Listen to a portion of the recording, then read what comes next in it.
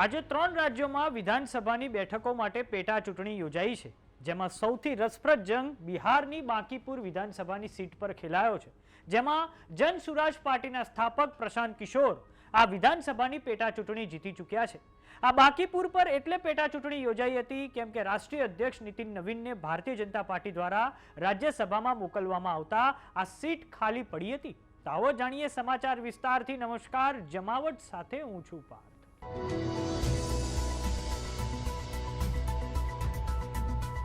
બિહાર રાજ્યમાં યોજાયેલી બાંકીપુર વિધાનસભાની પેટા ચૂંટણીના પરિણામ સામે આવી ચૂક્યા છે। જન સુરાજ પાર્ટીના સ્થાપક પ્રશાંત કિશોર આ પેટા ચૂંટણીઓ જીતી ચૂક્યા છે। સામે પક્ષે ભારતીય જનતા પાર્ટીના ઉમેદવાર નીરજ કુમાર સિન્હાનો પરાજય થયો છે। આ ઉપરાંત રાષ્ટ્રીય જનતા દળ એટલે કે આરજેડીના ઉમેદવાર રેખા કુમારી ત્રીજા નંબરે ધકેલાઈ ગયા છે। આ બાંકીપુર વિધાનસભાની બેઠક વર્ષ 1995 થી ભારતીય જનતા પાર્ટીનો ગઢ છે, જેમાં હવે કમળ મુરઝાયું છે અને સ્કૂલ બેગ એટલે કે જન સુરાજ પાર્ટીનો ઝંડો લહેરાયો છે। હવે આપણે જાણીએ કે બાંકીપુરની ચૂંટણીઓમાં પ્રશાંત કિશોરની જીત પાછળ કયા કારણો જવાબદાર છે। તો આ પેટા ચૂંટણીઓમાં નીટ પેપર લીકનો મુદ્દો ખૂબ જ પ્રભાવી રહ્યો છે। આ ઉપરાંત ધર્મેન્દ્ર પ્રધાનના રાજીનામાની માંગ સાથે પટનામાં ખૂબ આક્રમક દેખાવો થયા હતા, જેમાં યુવાનો પર પોલીસ દ્વારા લાઠીચાર્જ કરવામાં આવ્યો હતો।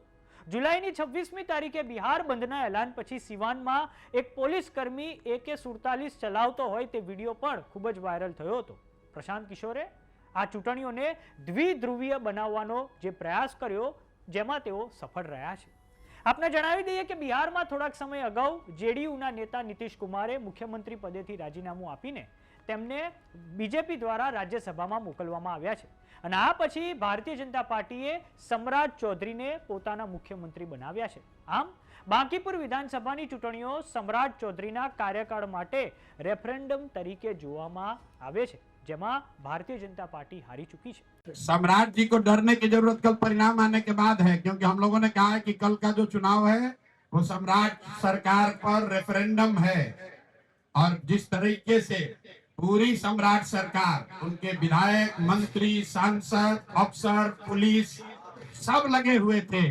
अगर कल भाजपा हारी तो सम्राट चौधरी को उसकी नैतिक जिम्मेवारी लेनी चाहिए, इस्तीफा देना चाहिए। अगर नहीं लेंगे तो भाजपा वाले खुद ही उनको हटाएंगे, हमको उसकी चिंता करने की जरूरत नहीं है। जैसा मैंने पहले कहा है, कल चुनाव हारेंगे, सम्राट चौधरी के हटने का रास्ता मार्ग प्रशस्त हो जाएगा। હવે આપણે પ્રશાંત કિશોરનો પરિચય મેળવીએ તો પ્રશાંત કિશોર ભારતની રાજનીતિમાં ચાણક્ય તરીકેની છાપ ધરાવે છે। વર્ષ 2012માં ગુજરાત વિધાનસભાની ચૂંટણીઓ હોય કે પછી લોકસભા 2014ની ચૂંટણીઓ હોય, જેમાં પ્રશાંત કિશોરે ભારતીય જનતા પાર્ટીને જીતાડવામાં મહત્વની ભૂમિકા ભજવી છે। આ પછી પંજાબમાં કેપ્ટન અમરિંદર સિંહ, બંગાળમાં મમતા બેનર્જી, આંધ્રમાં જગનમોહન રેડ્ડી, તમિલનાડુમાં સ્ટાલિન, દિલ્હીમાં અરવિંદ કેજરીવાલ, આ તમામ નેતાઓને વિધાનસભાની ચૂંટણીઓ જીતાડવામાં તેમણે મહત્વની ભૂમિકા ભજવી છે।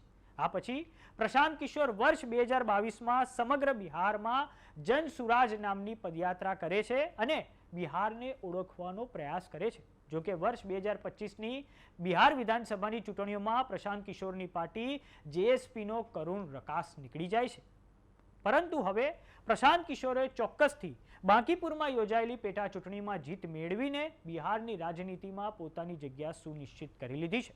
તો આગામી સમયમાં સંભાવના છે કે મુખ્ય વિપક્ષની પાર્ટી રાષ્ટ્રીય જનતા દળનો તમામ જે વોટ બેઝ છે, તમામ જે જનાધાર છે, તે પ્રશાંત કિશોરની પાર્ટી જન સુરાજ પાર્ટીમાં ટ્રાન્સફર થઈ જાય તેવી સંભાવના પૂરેપૂરી છે। તો સમાચારોમાં અત્યારે બસ આટલું। જોતા રહો જમાવટ। જો તમે અમને યુટ્યુબ પર જોઈ રહ્યા તો સબસ્ક્રાઇબ કરો, જો તમે અમને ફેસબુક પર જોઈ રહ્યા તો ફોલો કરો, વોટ્સએપ ચેનલને જોઈન કરવાનું ન ભૂલતા। નમસ્કાર।